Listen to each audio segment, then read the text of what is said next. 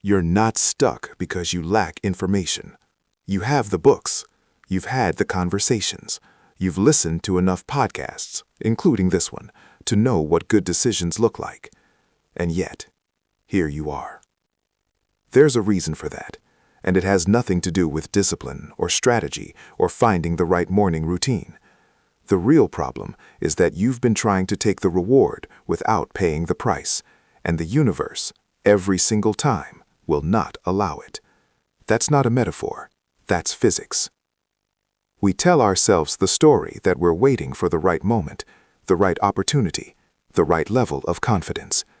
What we're actually doing, if we're honest, is shopping for a world where we get the upside without the downside, where we can build something meaningful without risking something real, where we can grow without the pain that growth actually costs. And that shopping trip never ends, because that world doesn't exist. Ralph Waldo Emerson sat down in 1841 and wrote something that should have ended a lot of self-help books before they were written. He called it compensation, and the core of it is this: there is no half deal available in the universe. Every gain has a tax, every loss carries a hidden gift. The scales are always moving, and they always balance. The problem isn't that you don't believe this. The problem is that some part of you is still quietly betting you're the exception. Emerson called it polarity, action and reaction. You see it in magnets. Charge one end, the opposite charge appears at the other. You see it in seasons, in the tides, in your own heartbeat. But here's where it gets personal. He said, every excess causes a defect, every defect an excess. For everything you gain, you lose something. For everything you've missed, you've gained something else. Think about the person you know who's brilliant at their job but can't keep a relationship. The one who's financially successful but running on empty. The one who finally escaped the career they hated but found themselves terrified of the freedom they said they always wanted. Those aren't coincidences. That's the system doing its job. Emerson also said this, and it hit me hard the first time I really sat with it. Crime and punishment grow from the same stem, not from different places, the same stem. The consequence isn't something that comes for you later. It's already alive in the choice itself, the way fruit is already alive inside a seed. That means the things you're avoiding aren't protecting you, they're accumulating. So why don't smart, capable people apply this? It's not because they don't understand it. It's because applying it requires them to stop being who they currently are. Here's what I mean.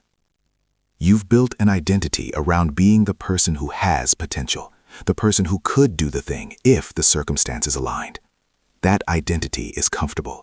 It requires nothing of you today. But the moment you pay the actual price, the moment you take the real risk, make the real commitment, accept the real loss, you stop being the person with potential.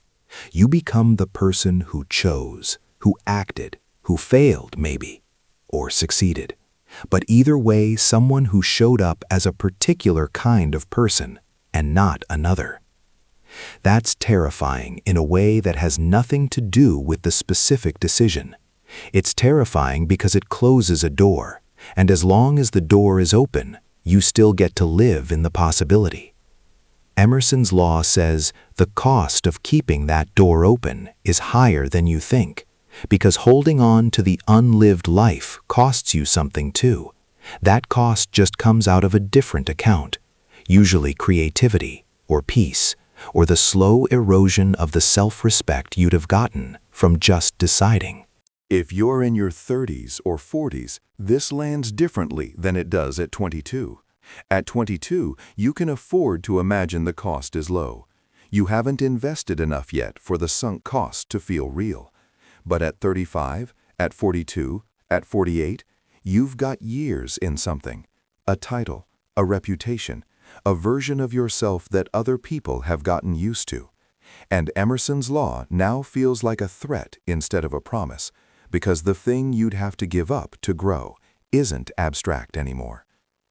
What I want to say to you directly, not as a coach, just as someone who has stood in that exact spot, is this: the thing you'd have to give up is already changing. The question isn't whether you'll lose the old version of yourself.